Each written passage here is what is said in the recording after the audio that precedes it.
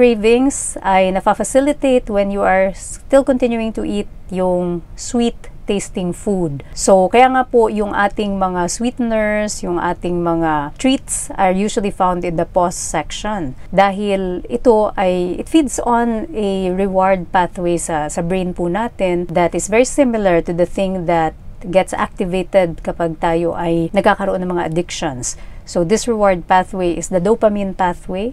So, yung anticipation po, yung craving na yun happens because of that sensation. Yung sweet taste na yon gives you pleasure. So, kapag malayo pa tayo doon sa ating ninanais na goal sa weight loss, sa disease reversal, it is best to avoid kahit na yung mga approved sweeteners natin. Ito ay mas magandang ipinagpapaliban muna until maabot na natin yung ating goal. Most of the time, if you really go low carb, mawawala po talaga yung mga cravings na yan.